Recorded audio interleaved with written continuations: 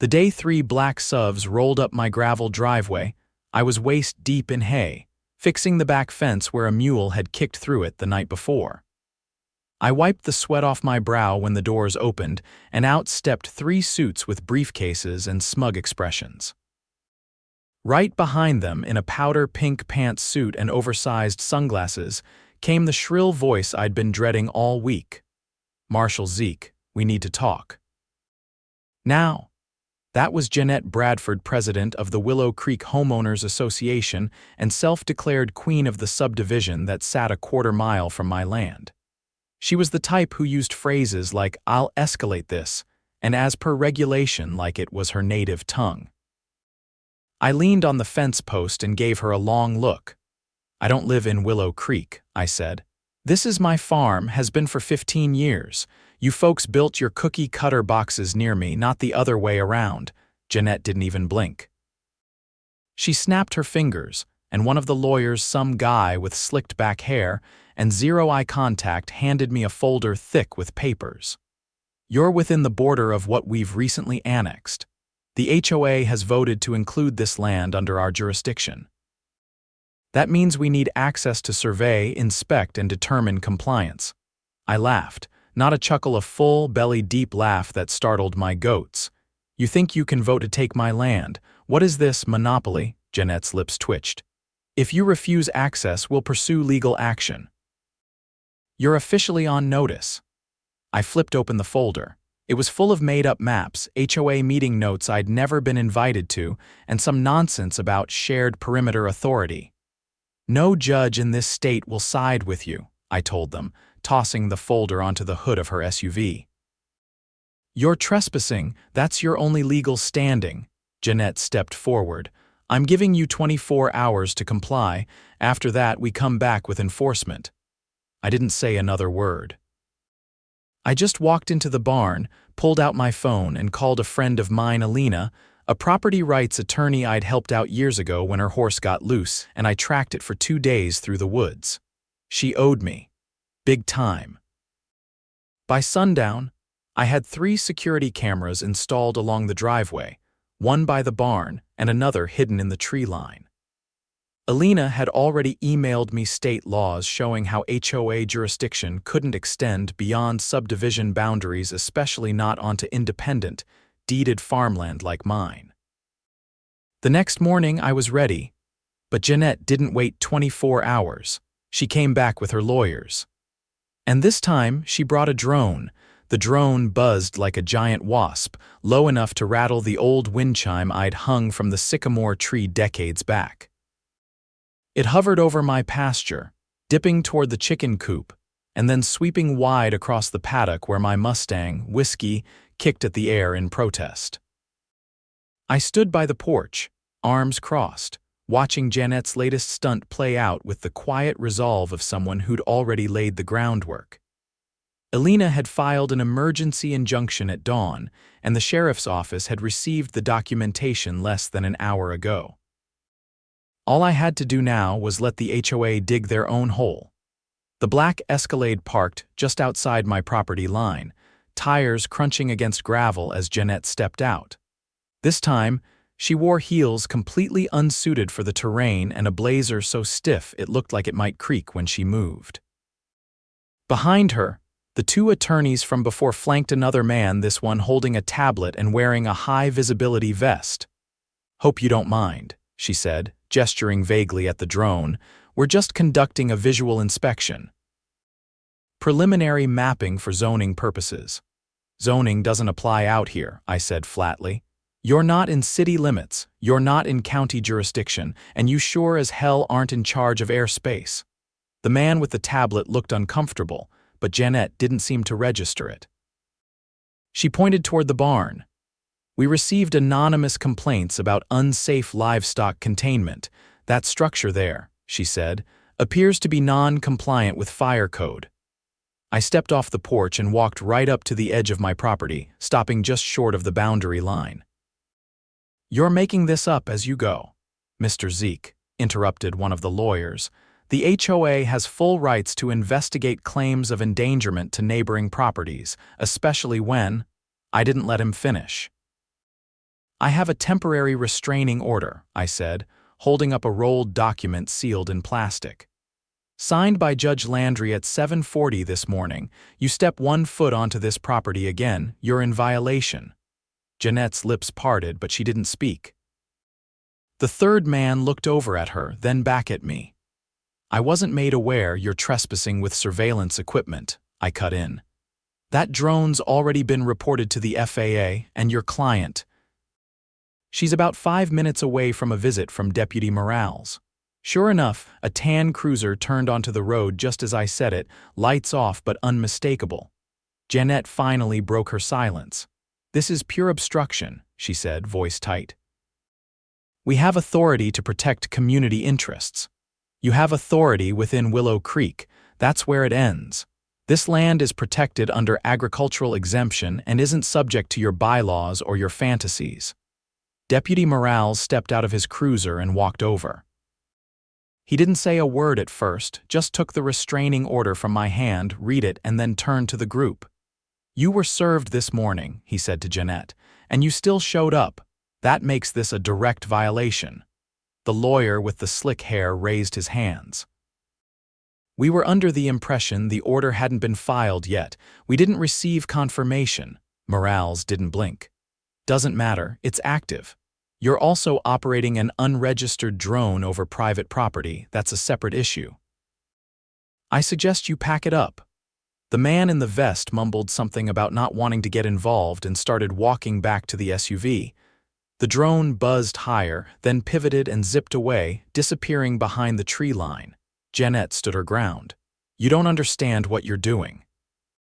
This property affects the valuation of all adjacent lots. If he refuses basic oversight, it could. Deputy, I said calmly. Can you please inform Miss Bradford that continued attempts to access my land will result in criminal trespass charges? Morales nodded. You heard him. This isn't a civil discussion anymore. You're interfering with protected land. That's not negotiable. The lawyer tugged at Janette's sleeve. We should leave. She hesitated, then turned on her heel and climbed back into the Escalade. The moment the door shut, I exhaled. Morales handed me back the order. You did good getting ahead of this, he said. They're not the first HOA to try something like this, but they're the loudest I've seen in years. I nodded. They're just getting started. This wasn't about zoning or fences. They're trying to leverage control for financial gain. He tilted his head. You thinking embezzlement? Not yet, but Alina's digging through their quarterly reports. There's a lot of money unaccounted for, and they've been trying to expand jurisdiction without a single county filing. Morales raised an eyebrow. Let me know what she finds. If there's fraud, I'll run it up the ladder to the DA.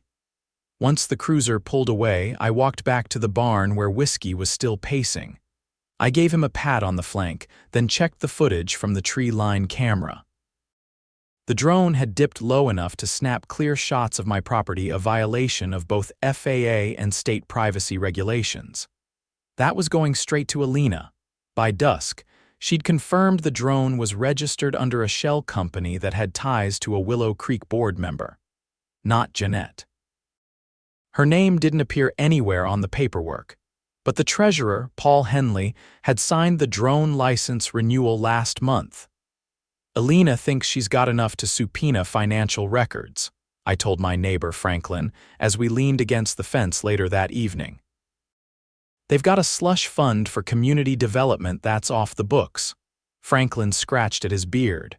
You reckon they're trying to grab land to inflate their budget? Exactly. More land, more dues. If they can claim my acreage, they can pad their numbers and pull cash for whatever pet project they're funding. He nodded slowly. They picked the wrong mule to kick.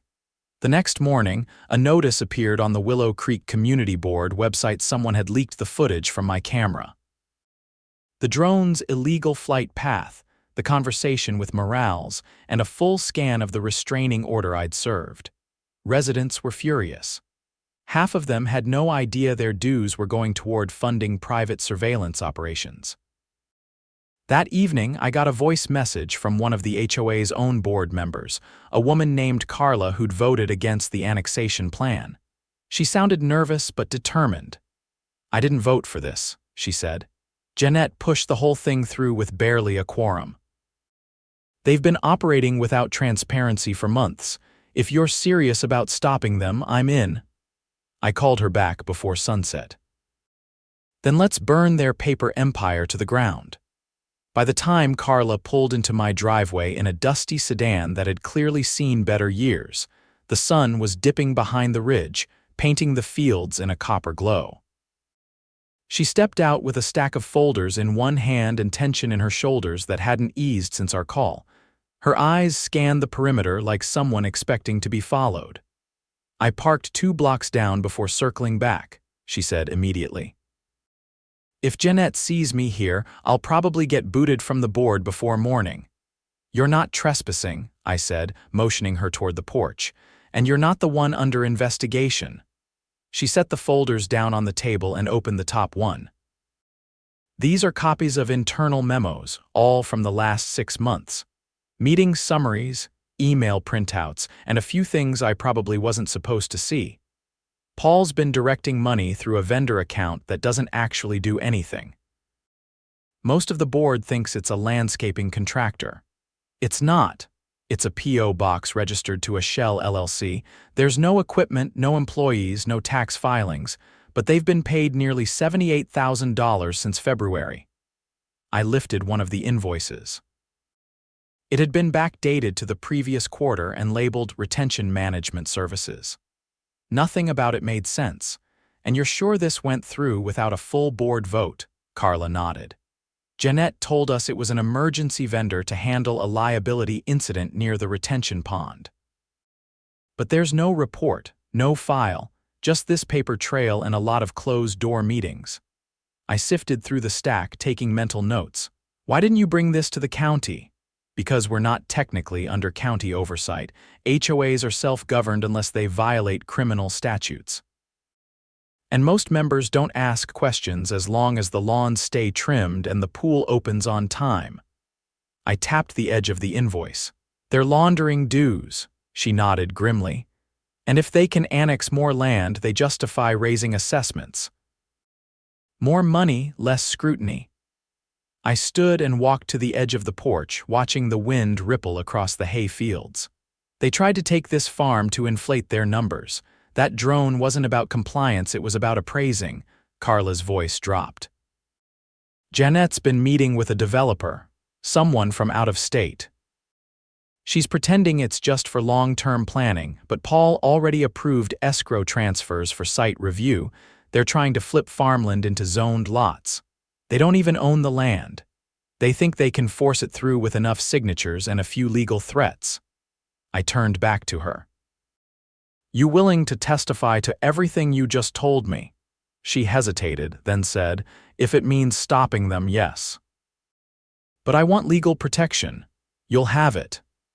I made the call to Alina that night, and by morning, she had a contact at the state attorney's office reviewing the financial documents. Carla's evidence, combined with a few drone flight records Alina had pulled from FAA logs, painted a clear picture. The HOA leadership was orchestrating a fraudulent land grab under the guise of expansion, funneling resident dues into a fake vendor account, and using intimidation tactics to silence dissent. 2 days later, an unmarked SUV pulled up outside Carla's home just after dawn. She called me in a panic, thinking Janette had sent someone to confront her. But it wasn't the HOA, it was a pair of investigators from the state's white-collar crimes division. They spent nearly 4 hours inside, collecting everything she'd documented. Meanwhile, back at the farm, I was finalizing a set of affidavits with Alina. She'd coordinated with a judge in the neighboring district, someone with no political ties to Willow Creek, and filed a formal motion to freeze the HOA's discretionary accounts pending investigation. It was approved in under 12 hours. At 6 the following morning, Deputy Morales returned to my property. This time, he wasn't alone. 2 state troopers followed him and one carried a padded evidence case. Morales looked more tired than usual. "They issued the warrant just before midnight," he said. We're executing a search on HOA headquarters. That includes Paul's home office and Janette's property. You started a fire, Zeke. Good, I said. Now let's make sure it doesn't get put out with hush money. He handed me a copy of the warrant, then added, there's more. That drone footage you submitted, it caught something interesting. Not just your land, they were flying over other properties too. One neighbor's kid was out back in a bathing suit. That's a privacy violation that could go federal. I didn't say anything for a moment. They crossed a line, he added. They crossed 20, I muttered. By the time the sun was fully up, news vans were parked outside Willow Creek's clubhouse. Residents gathered in clusters, whispering and pointing as officers taped off the entrance. The treasurer, Paul Henley, was escorted out in handcuffs. Janette wasn't far behind, her hands cuffed behind her back, still wearing her signature pearl necklace and stiff blazer, though the effect had lost all its bite. Carla stood off to the side, arms folded and jaw set. When she saw me approach, she didn't greet me, just handed over a printed document. What's this? I asked. The board's emergency meeting log. Janette authorized a security initiative last month, $20,000 to install motion cameras on properties bordering the subdivision. Ones that didn't belong to HOA members. They were spying. Worse, she said. They were gathering footage to fabricate complaints. A few members got threatening letters about building violations that don't exist. One woman was told her fence encroached 5 feet into HOA space, even though she's lived there since the subdivision was built. I took the paper and tucked it into my jacket pocket. This is going to get ugly. It already is. By the end of the week, the state attorney's office had filed 12 counts of financial misconduct, 3 counts of wire fraud, and 2 of unlawful surveillance. The HOA's bank accounts were frozen. The clubhouse was shuttered. And a temporary receiver was assigned to manage the neighborhood's affairs while investigations continued. I didn't see Janette again until her arraignment. She kept her head down, her designer sunglasses traded for a county-issued jumpsuit. Paul looked worse, his lawyer kept whispering in his ear, but he just stared at the floor like he couldn't believe any of it was real. They both pled not guilty. Didn't matter. Elena was already preparing the civil suits for residents who'd been targeted. Carla had been appointed interim board president by unanimous vote. And as for me, I'd been contacted by a local journalist looking to run the full story. They wanted to feature the footage, the legal documents, even the restraining order that kicked the whole thing off. I told them they could have it all on one condition. I want the headline to read, "Farmer shuts down HOA takeover with one court order." The reporter blinked. That's a little dramatic, don't you think? I looked out across the pastures. The sun was just coming up, casting long shadows from the barn to the tree line beyond. Not dramatic, I said. Just accurate. The courthouse cafeteria was nearly empty when Carla slid into the booth across from me, her face pale but composed. A single foam cup of coffee steamed in her hands. I hadn't seen her since the arraignment, and I could tell the pressure had worn on her. Her blazer hung looser than before, and her eyes flicked toward the hallway like she expected someone to appear at any moment. They tried to contact me again, she said without preamble. I leaned forward, keeping my voice low. Who? Not Janette, someone else, a man I've never seen before, left a typed note under my windshield. No signature, just a message. The board doesn't forget its friends or its enemies. I sat back and exhaled. They're not done. Not by a long shot. Carla set the coffee down. The financial audit turned up something worse. Elena called me yesterday. She's working with the forensic accountant now. They found transfers from the HOA's discretionary fund to a private escrow account tied to a property trust in Nevada. The trust owns 4 parcels along the northern border. They were planning to buy out those residents quietly, then file rezoning petitions under a fake developer name. Let me guess, I said. If they'd gotten those parcels, they'd have formed a corridor straight into my land. Carla nodded. And then they'd claim you were surrounded on 3 sides by HOA-controlled property. They were building a case for inevitable inclusion. It wouldn't hold up in court, but it could tie you up in litigation for years. I rubbed the bridge of my nose. Why Nevada? It's a quiet state for trusts. Easy to hide ownership, but it gets worse. The accountant found payments labeled compliance services that match the amount one of the parcel owners claims he was offered in cash off the books to vacate.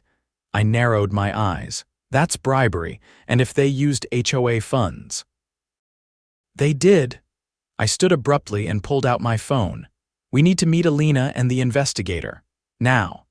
2 hours later, we were back in the regional task force office, in a windowless room with white tile floors and a faint hum from the overhead lights. A young agent with a shaved head and sleeves of tattoos spread out a series of financial statements across the table. Alina was already there, arms crossed, eyes on fire. "We're recommending a grand jury," she said. "The evidence is in." Paul Henley and Janette Bradford funneled over $200,000 into shell companies, used HOA funds to pay off potential sellers, and attempted to fabricate zoning pathways for private development. Conspiracy to commit fraud, financial coercion, and illegal use of member dues.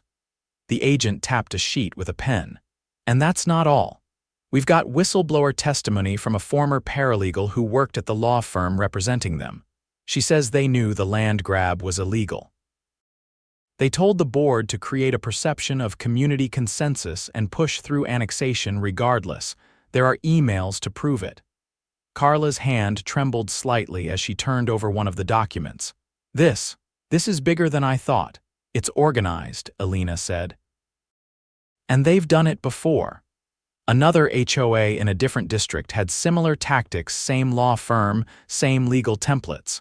We're looking into whether this is a coordinated scheme across multiple neighborhoods. The agent added, "We've issued subpoenas to the firm. If they don't cooperate, we go federal." By the end of the week, more arrests followed. Not just Paul and Janette. 3 other board members were named in the indictment, along with 2 attorneys from the firm. The Nevada Trust was frozen, and the parcels were placed under independent review by the state land board. Every resident whose property had been targeted received certified letters offering legal protection and reimbursement through a restitution fund the state had expedited. I was back on my porch when Morales pulled up again, this time unaccompanied. He stepped out in his worn boots and leaned against the rail with a weariness that only came after a long, ugly case. "They're done," he said. "No bail for Paul or Janette." The judge called them a direct threat to community stability. You don't hear that often in fraud cases. I handed him a glass of iced tea. "What happens to the HOA? State-appointed receivers dismantling it. The subdivision will remain, but without an HOA. Residents voted to dissolve it by 93%. Carla's stepping down once the transition is finalized. She deserves a break. She does. We watched the sun slip behind the trees for a moment, then Morales spoke again. "There's something else. The drone operator, he finally talked. Turns out he was hired under false pretenses. They told him he was doing overhead land mapping for a park expansion. He had no idea it was private property. Is he in trouble? No, he's cooperating, gave us flight logs, receipts, even emails. That sealed the privacy charge. That and the footage he didn't delete, he kept backups by accident. Proved they were targeting households with kids. That's what tipped the DA into going for a full criminal racketeering charge. I didn't say anything. I just nodded. A few days later, I got an invitation in the mail, handwritten. No return address. It was for a neighborhood gathering not in Willow Creek, but at the community hall up the road. The residents wanted to thank me. I wasn't one for parties, but I showed up anyway in my oldest boots and a clean shirt. The place was packed. Families, retirees, young couples, all the folks who'd been under the HOA's thumb and hadn't even realized how deep it went. Carla stood near the front, looking like she'd finally exhaled for the first time in weeks. She raised a glass. To Zeke, who reminded us that fences don't just keep things out, they keep us strong inside. and to community the kind that doesn't need bylaws to do right. I didn't give a speech, didn't need to. I just tipped my hat and said, "Glad I could help." As I walked back to the truck that night, someone tapped my shoulder. A man in his 50s with a weathered face and calloused hands. He introduced himself as one of the parcel owners who'd been offered money to leave.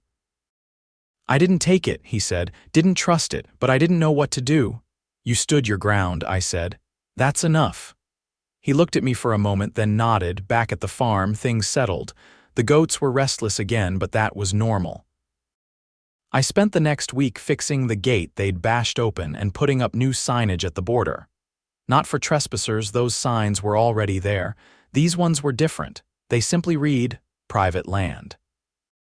Protected by the people who live here." The cameras stayed up, but I added one more pointed not at the road, but at the field beyond, where the fence met the tree line. Just in case anyone else ever got the idea that this place was up for grabs, they'd learn the same thing Janette did eventually.